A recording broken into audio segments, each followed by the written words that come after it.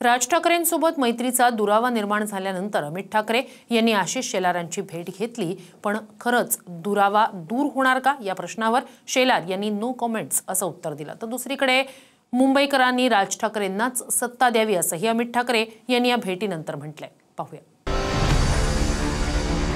मी अनेक वर्ष बोलतोय, ह्याच्यासाठी एकच उत्तर आहे, ते म्हणजे राज ठाकरे। एकदा संधी द्या, नाशिकमध्ये दिली, तुम्हाला कळलं काय झालं। नाशिक महानगरपालिकेत जशी सत्ता दिली होती तशी मुंबईतही द्या, असं आवाहन अमित ठाकरेंनी मंत्री शेलारांच्या कार्यालयाच्या बाहेरूनच केले। राज ठाकरे आणि शेलारांच्या मैत्रीत काही महिन्यांपासून दुरावा निर्माण झाल्यानंतर स्वतः अमित ठाकरेंनी शेलारांची भेट घेतली।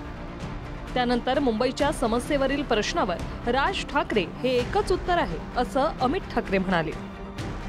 अवघ्या 5 दिवसांमध्ये मुंबईच्या रस्त्यांना पडलेले आहेत, पालकमंत्री सुद्धा आहेत। मी अनेक वर्ष बोलतोय, ह्याच्यासाठी एकच उत्तर आहे, ते म्हणजे राज ठाकरे। सरकार आले गेले किती वर्ष बघतोय आपण, हे पहिल्यांदा नाही साचलं पाणी। एकच उत्तर आहे, एकदा संधी द्या, नाशिकमध्ये दिली, तुम्हाला कळलं काय झालं। बघा, बोलण्यावर तर काही टॅक्स नाही आहे आणि मतं मांडण्यावर कुठला जीएसटी नाही आहे, याच्यापेक्षा अजून काय बोलू मी। अमित ठाकरेंच्या भेटीचा मूळ विषय होता गणेशोत्सवाच्या काळातील परीक्षा। अनेक शाळा आणि महाविद्यालयांमध्ये गणपतीच्या काळातच परीक्षा आहेत, त्या पुढे ढकलण्यात याव्या अशी मागणी अमित ठाकरेंनी मुंबई उपनगरचे पालकमंत्री आशिष शेलारांकडे केली। आमच्याकडे काही तक्रारी आल्या की काही खासगी कॉलेजेस असतील किंवा शाळा असतील, तिकडे परीक्षा घेतल्या जातात। राज्य महोत्सवाचा दर्जा दिल्यानंतर मला वाटतं की अशा कॉलेजेस किंवा शाळांमध्ये हा सगळ्यांचा उत्सव आहे, म्हणून आमची एवढीच मागणी होती की ह्या काळात सगळे परीक्षा रद्द कराव्या आणि सगळ्यांनी हा सण आनंदात साजरा करावा। त्यामुळे मी मुख्य सचिवांना सांगितलंय की आपण संबंधित सर्व विभागांशी चर्चा करून यावर मार्ग काढा, विद्यार्थ्यांना त्यामधली सुविधा द्या, त्यांना या सणामध्ये उत्सवामध्ये सहभागी होण्याची त्या ठिकाणी परिस्थिती राहू द्या आणि आपला सण हा उत्सवामध्ये साजरा होण्यामध्ये सर्व सहभाग होऊ द्या। म्हणून या परीक्षांच्या बाबतीमध्ये थोडं पुढे करता येईल तर तसा विचार करावा असं मी निर्देश दिले। शेलार भाजपचे नेते असले तरी राज ठाकरेंसोबत त्यांची जुनी मैत्री, पण गुढीपाडव्याच्या मेळाव्यातून मनसेच्या देशपांडेंनी राज ठाकरेंसमोर शेलारांना झोलार म्हटलं। त्यानंतर शेलारांनी राज ठाकरेंसोबतची मैत्री तोडल्याची घोषणाच केली।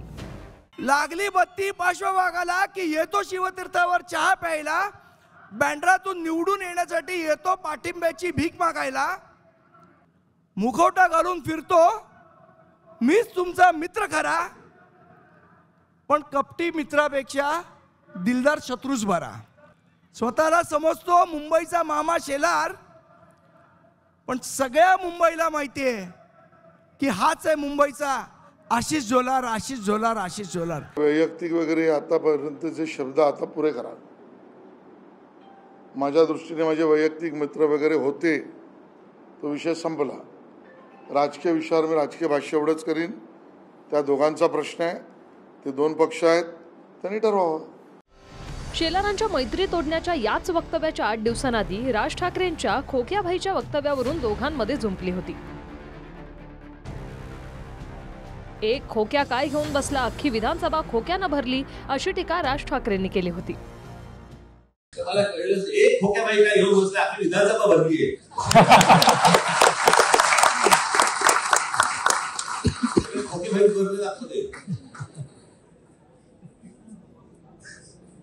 मूळ विषय राहतात बाजूला, बाकीच्या सगळ्या गोष्टी तुम्हाला भटकवून टाकले जात आहे।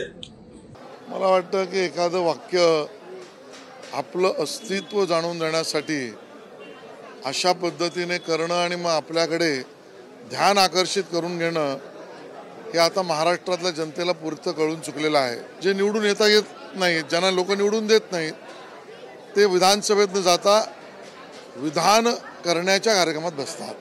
पण असं असलं तरी राज ठाकरे आणि शेलार जुने मित्र आहेत, त्यांच्यात दुरावा झाला असं वाटत नाही अशी प्रतिक्रिया अमित ठाकरेंनी दिली।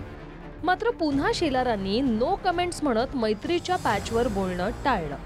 असं मला वाटत नाही कधी असं ते दुरावले होते। मला वाटतं ते साहेब आणि आशिष शेलार सर खूप जुने मित्र, त्याच्यामुळे ज्या टीका होतात त्या मला वाटतं राजकीय होतात, कधी असं वैयक्तिक टीका होत नाही आणि राजकीय टीका असल्याच पाहिजेत। जर विरोधी पक्ष असेल तर मला वाटतं की सरकारवर टीका केल्याच पाहिजेत. काही चुकत असतील तर आम्ही कधी चुकलं तर तुम्ही आम्हाला समजवलं पाहिजे. त्याच्यामुळे ह्याच्यात वैयक्तिक कधी दुरावा होत नाही. No comment, no comment, no comment.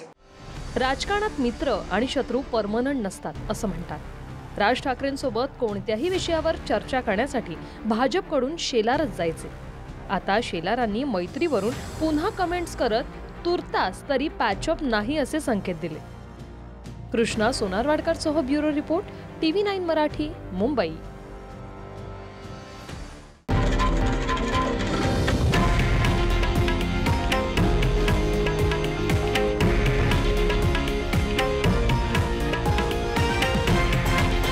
हे आहे देशातील नंबर 1 न्यूज नेटवर्क आणि आपण पाहत आहात TV9 मराठी, एकमेव.